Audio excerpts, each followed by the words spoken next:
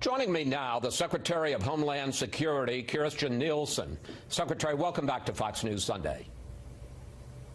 Thank you. It's my pleasure to be here. Let's start with that terrible synagogue shooting. As you view it now, was this an act of terror? Was it a hate crime? And how do we better protect soft targets like a house of worship? Well, Chris, first, let me be clear. This was a pure act of evil. You've heard that from the president and vice president yesterday. That's what it is. We all condemn this in the strongest terms possible. And as you know, we do an extraordinary amount of planning and training for active shooter events, as well as just for protection of soft targets in crowded spaces in general. I understand that, in fact, DHS officials had been in this synagogue recently? Yes, as recently as March, we actually conducted a site visit there with our protective security advisor in the area. This is something we often do. What's the advice how to handle an active shooter? Somebody comes in to a service in a synagogue. What can you do? Well, each individual location, each individual event is slightly different, and that's why the planning and the training is so important. In such events, there is rarely time to think through roles and responsibilities. The response has got to be automatic, and that's where the drills and the workshops that we conduct come in. We've trained over 900,000 officials throughout the country. We will continue to do that. In some cases, the advice is to shelter in place. To some is to orderly evacuate. Depends on the circumstances, but you should always listen to the individuals there in charge who will direct you. Let's turn to the mail bomb case. Is there any evidence at this point that Cesar Sayoc had any help in constructing and sending these bombs? Is there a chance that there is an accomplice who's still at large? Well, as you know, Chris, the investigation is still underway. What I can assure you is that if there are additional perpetrators, they will also be brought to justice. The president has directed all federal resources to be on top of this. We continue to work closely through the Secret Service and our federal protective services with the FBI and state and local officials, and we will bring any and all perpetrators to justice. But at this point, is there any sign that there is an accomplice? Well, as you know, the FBI in their press conference did announce that one individual has been taken into custody. The rest of the investigation is ongoing, and I know that we will learn more in the hours and days to come.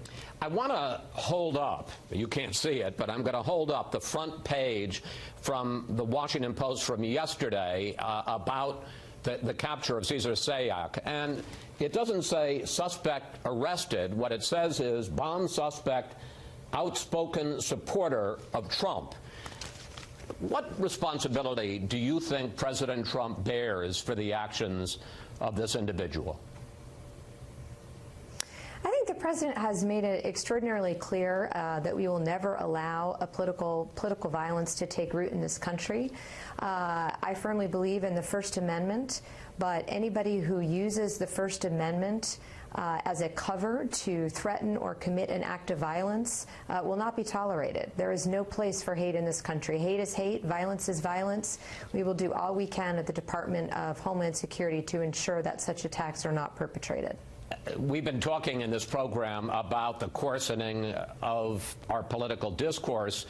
During the height of the family separation controversy, you were at a restaurant where you were heckled as you ate in the restaurant, and later protesters went to your home and blasted audio of crying migrant children outside your home. A couple of questions, Secretary. What those protesters did, do you think that was over the line?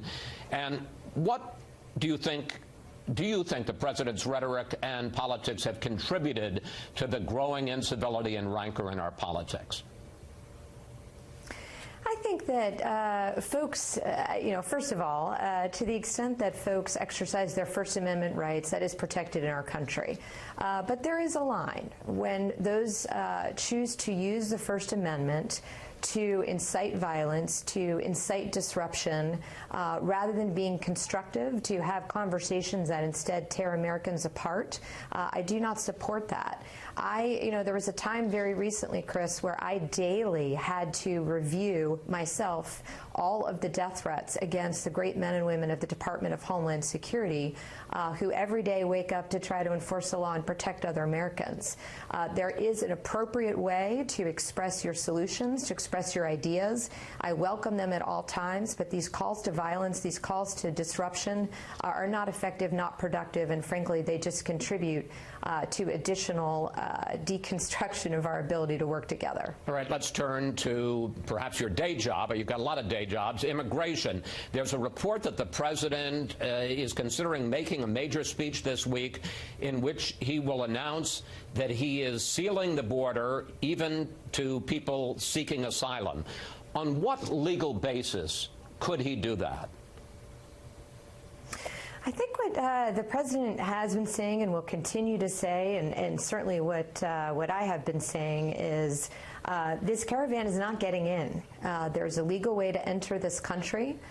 Those who choose to enter illegally will be stopped. We are working with our partners in Mexico. They have taken unprecedented efforts within their territory to ensure an orderly flow and that those who have no legal right to be there are removed. We intend to do the same, but my general message to this caravan is do not come. You will not be allowed in. There is a right way to emigrate to the United States, and this is not it. I want to drill down on this a little bit with you, Secretary, though, because according to reports, the president may use the same legal authority he did for the first travel ban, which is Section 212F of the Immigration and Nationality Act. I fully understand that people coming from Honduras don't have a right to come into the U.S. Illegally, but on what basis can you say that this caravan poses a national security threat? We have a crisis at the border right now. We are stopping between 1,500 and 1,700 people a day trying to cross illegally into this country. This caravan is one iteration of that, but frankly, we essentially see caravans every day with these numbers. So I think what the president is making clear is every possible action, authority, executive program is on the table to consider to ensure that it is clear that there is a right and legal way to come to this country and no other ways will be tolerated. I fully understand that, and a lot of people would say that we should reform the laws. The question I have is, he's talking specifically about a provision where the president gets to protect national security. We're talking in many cases here about women, about children, about babies. How do they threaten national security? This isn't a ticketed event. You don't have a membership in the caravan.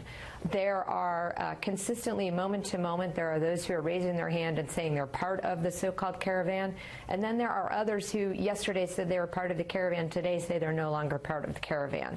What we're really talking about is a flow of people that are headed towards the United States. They have chosen to break laws along the way. You saw some of them, frankly, overwhelm and bust through the border between Guatemala and the country of Mexico. Mexico has offered them asylum. In some cases, they have refused. Mexico has offered them work permits. In some cases, they have refused. And I think what the president and I are both saying, and we want to be clear on this, is if you seek asylum, do so in the first safe country. Mexico has offered you refuge. If you want a job, that is not asylum. If you want to be reunited with your family, that is not asylum. If you want to just come live in the United States, that is not asylum. There are legal ways to do that. But this is about the rule of law. This is about understanding who's in the flow. And Chris, I cannot tell you as Secretary of Homeland Security that I know every person in this flow. What I do know is that we stop 3,000 people a year who have travel patterns similar to terrorists from attempting to come in the southwest border. And as you know, in general, we stop across the United States 10 known or suspected terrorists a day from getting into the United States. I got about a minute left. I want to ask you about another one of your day jobs, and that's the midterm elections coming up 9 days from today. Can you guarantee to the American people that their voting systems will be secure, are now, and will be up through November 6th, that if you go to vote, that you will be able to do so, and that if your vote will be counted accurately, and that there won't be a foreign actor interfering with that? The goal here, Chris, just as you say, is absolutely to assure Americans that their votes will count and their votes will be counted correctly. We are constantly monitoring, constantly working with them, sharing information. We'll be setting up a virtual situation room on Election Day so that we can very quickly support any incident response that's needed and so that we can share any information. We are more prepared than we've ever been, and we will continue to prepare not just for this election, but through every election to come in the future. Secretary Nielsen, thank you. Thanks for joining us today. My pleasure. Thank you.